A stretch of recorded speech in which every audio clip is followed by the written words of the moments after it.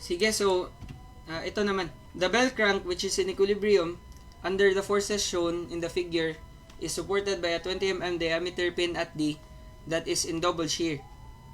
So, ito pala yung connection niya. Ayan, naka-double shear. For letter A, determine the required diameter of the connecting rod AB if the tensile working stress is 100 MPa. And then for letter B naman, determine the shear stress in the pin. So, meron tayong reactions sa point D. We have dy. We also have dx. Ayan. So, ideally, what we can solve first is dy. Diba? Kasi yung vertical force dy, saka ito lang, yung 30 kN force. Therefore, if I will sum up forces along y, I would have dy going upward and then minus 30 kilonewtons, and then ano yung i-multiply ko dyan? 60 degrees, this is with respect to the horizontal. Diba? So, yung vertical side, if you will draw a triangle na parang ganyan, the vertical side would be the opposite of the reference angle. So, multiply this by sine pala. Sine, and then 60 degrees. So, equate to 0. dy is equal to, input mo na lang yan, 30 sine 60. This is 25.98.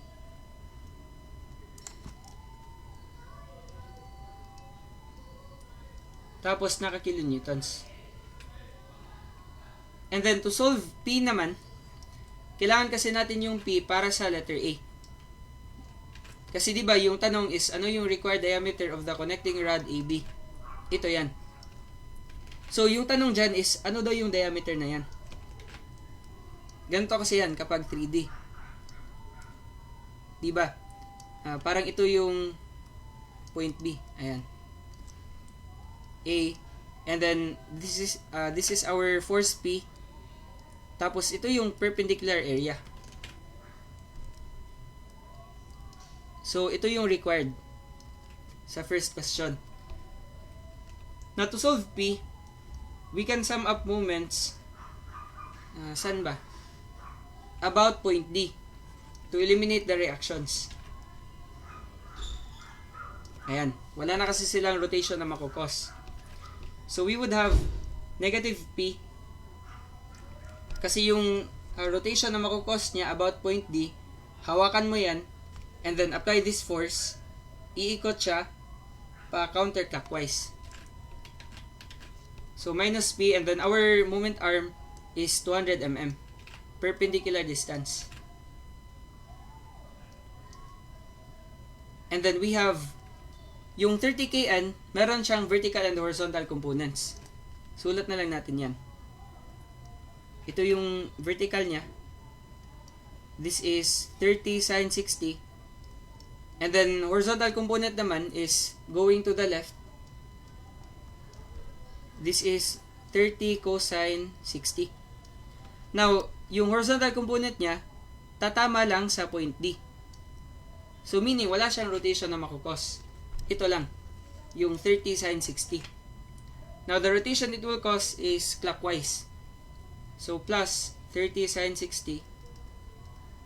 And then, our moment arm is 240 mm. Times 240. And then, equate to 0. Solving P.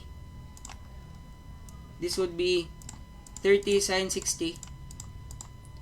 Tapos, times 240 divided by 200. Ayan. So, 31 pala. 31.18.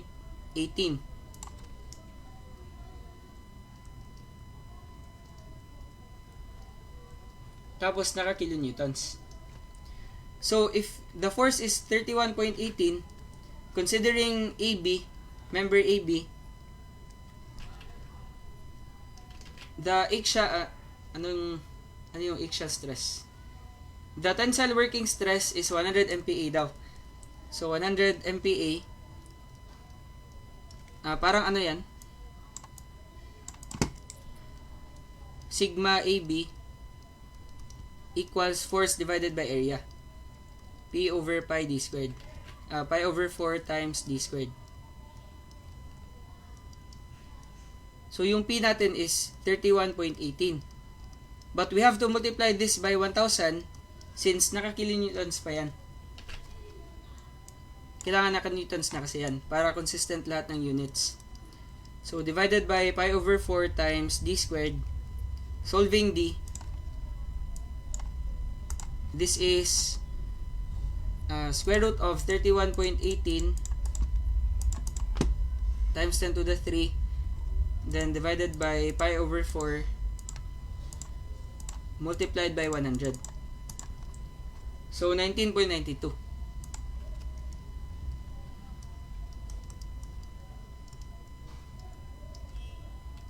Tapos naka-mm.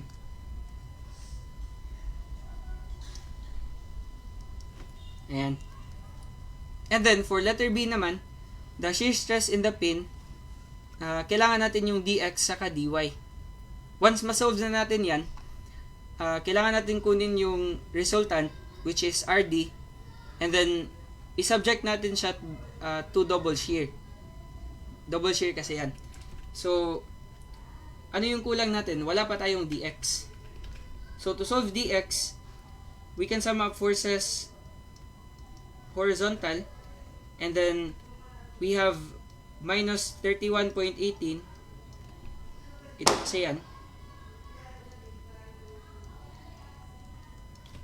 Going to the left, and then plus dx, tapos minus 30 cosine 60.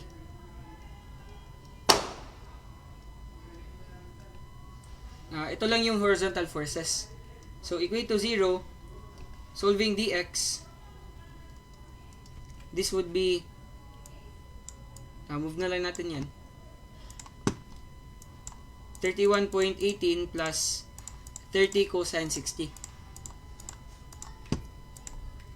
So, 46.18 pala.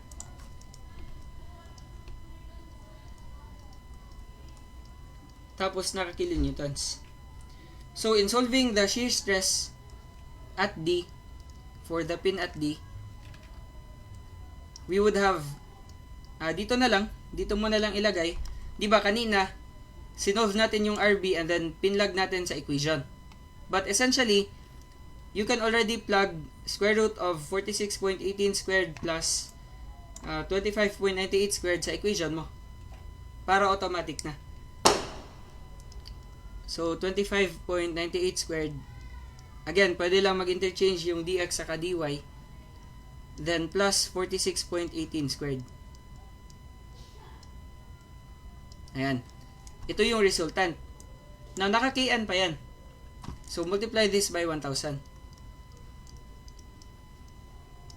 And then, divided by pi over 4 multiplied by d squared. But again, double shear, so multiply this by 2. Huwag mo kalimutan yan.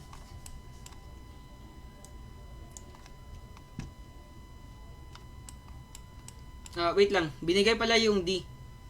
Supported by, shear stress kasi yung tanong. 20 mm daw, yung diameter at D. So, replace this one by 20. Makukuha na natin yung stress.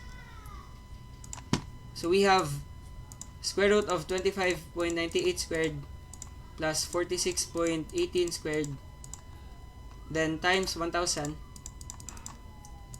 divided by 2 times pi over 4, multiplied by 20 squared. Ayan. So, therefore, 84.33 pala yung stress ng pin.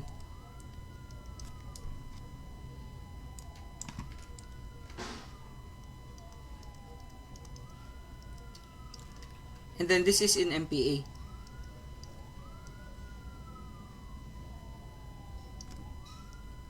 Ayan.